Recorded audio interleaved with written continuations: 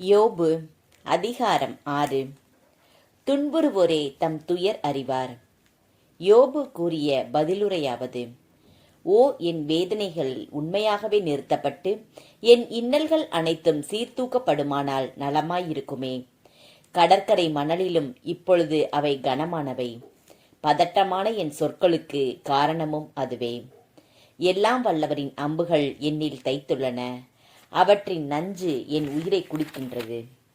கடவுளின் அச்சுறுத்தல்கள் எனக்கெதிராய் அணிவகுத்துள்ளன.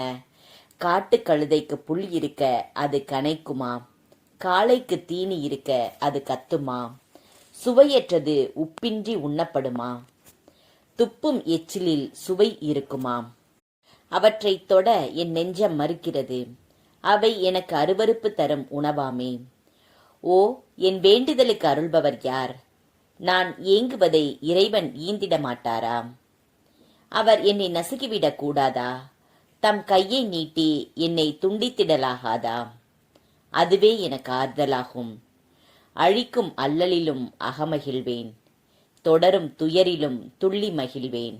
ஏனெனில் தூயவரின் சொற்களை மறுத்தேனில்லை. நான் இன்னும் பொறுத்திருக்க வலிமை ஏது?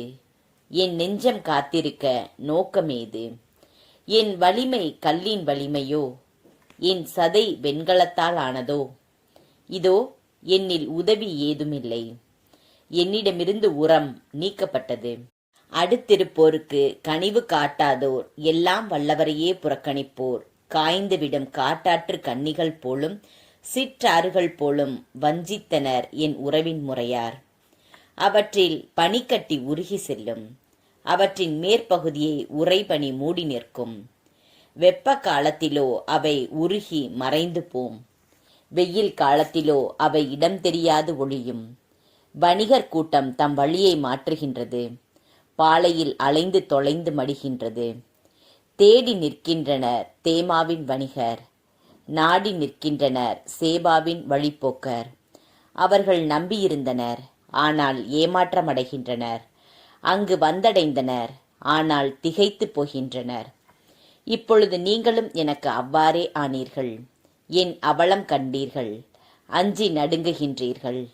எனக்கு அன்பளிப்பு தாரும் என்றோ, உம் செல்வத்திலிருந்து என் பொருட்டு கையூட்டு கொடும் என்றோ சொன்னதுண்டோ? எதிரியின் கையினின்று என்னை காப்பாற்றும் என்றோ, கொடியவர் பிடியினின்று என்னை மீட்டருளும் என்றோ நான் எப்போதாவது வேண்டியதுண்டா? அறிவு புகட்டுக, அமைதியடைவேன். என்ன தவறிழைத்தேன்? எடுத்து காட்டுக. நேர்மையான சொற்கள் எத்துணை ஆற்றல் உள்ளவை. ஆனால் நீர் மெய்ப்பிப்பது எதை மெய்ப்பிக்கிறது? என் வார்த்தைகளை கண்டிக்க எண்ணலாமா? புலம்புவோரின் சொற்கள் காற்றுக்கு நிகராமா?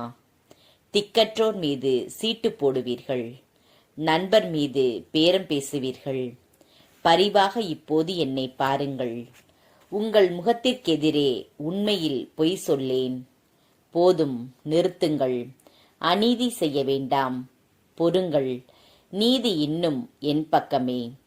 என் நாவில் அநீதி உள்ளதா? என் அன்னம் சுவையானதை பிரித்துணராதா?